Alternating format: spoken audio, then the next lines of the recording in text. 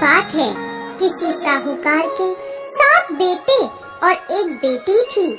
कार्तिक मास के कृष्ण पक्ष की चतुर्थी तिथि को साहूकार की सभी बहुओं, पत्नी और बेटी ने करवा चौथ का व्रत रखा।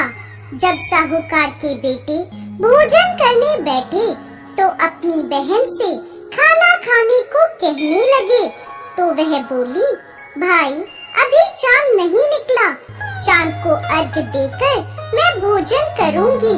साहूकार के बेटे अपनी बहन से बहुत प्रेम करते थे।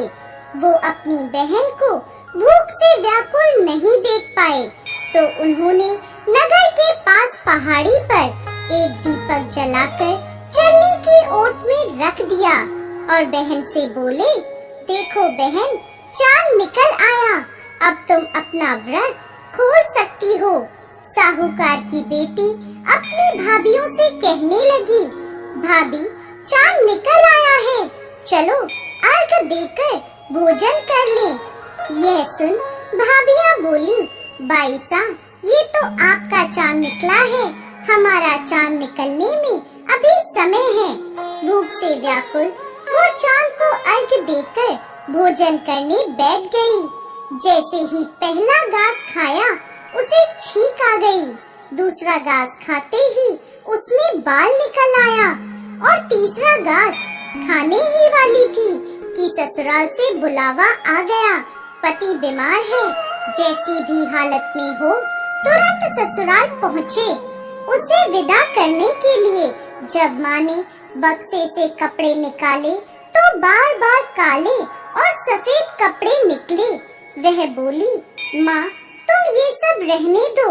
माँ घबराकर बेटी से बोली, बेटा रास्ते में जो भी छोटा बड़ा मिले सबके पैर छूती जाना, और जो कोई भी बूढ़ सुहागन होने का आशीर्वाद दे वही अपने पल्ले में गांठ बांध देना।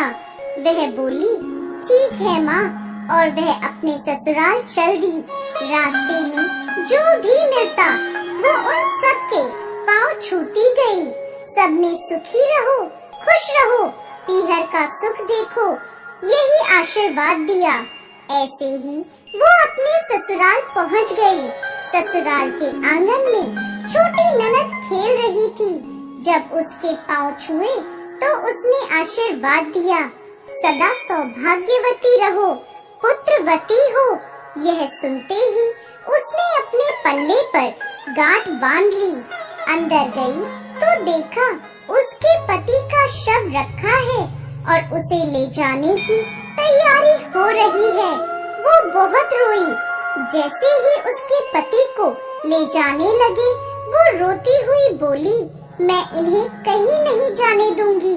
जब कोई नहीं माना तो बोली, मैं साथ में चलूंगी। जब वह नहीं मानी तो सब बोले, ले चलो साथ में। सबके साथ वो शमशान चली गई। अंतिम संस्कार का समय हुआ तो वो बोली, मैं इन्हें नहीं जलाने दूंगी। सब बोले, पहले तो पति को खा गई, अब उसकी मिट्टी भी खराब कर रही है।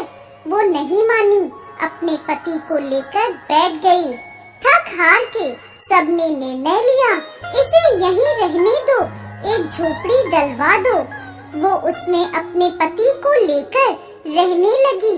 अपने पति की साफ सफाई करती और उसके पास बैठी रहती।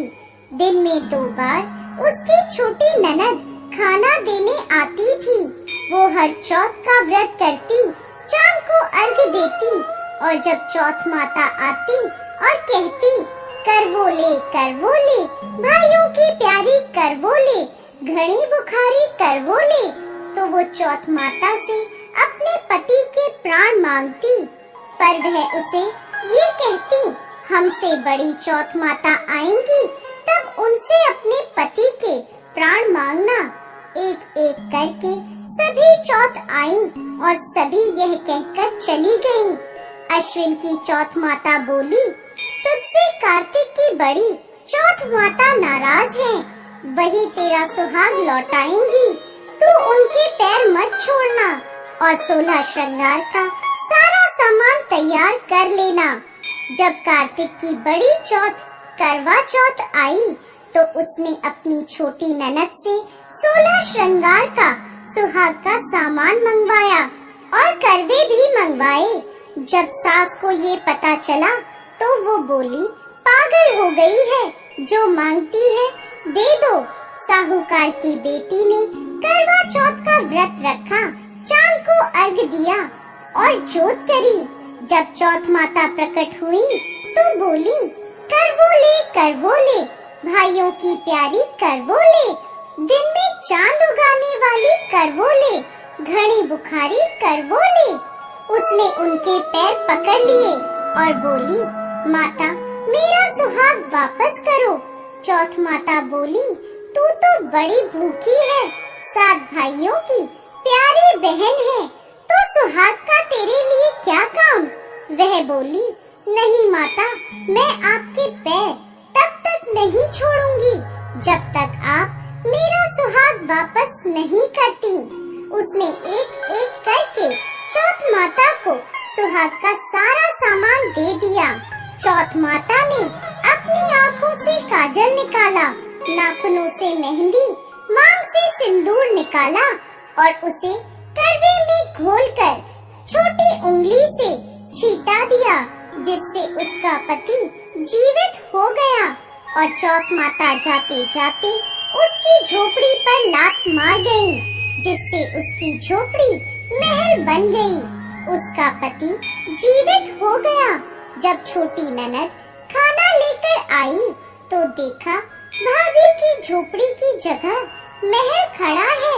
वो ननद को देखते ही दौड़ी दौड़ी उसके पास आई और बोली, देखो बाई साहब, आपका भाई वापस आ गया। घर जाओ, सासू जी से कहो गाजे बाजे से हमें लेने आए।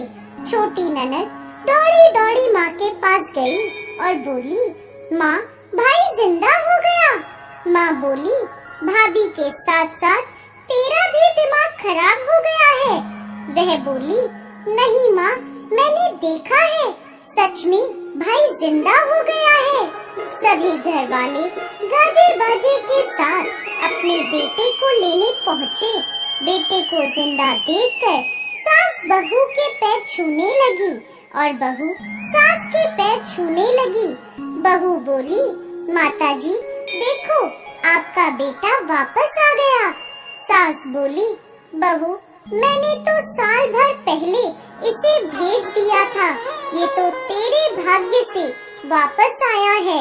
हे चौथ माता, जैसी कृपा साहूकार की बेटी पर करी, वैसे ही इस कहानी को कहते, सुनते और हुंकार भरते सब पर कृपा करना, सबको अमर सुहाग देना।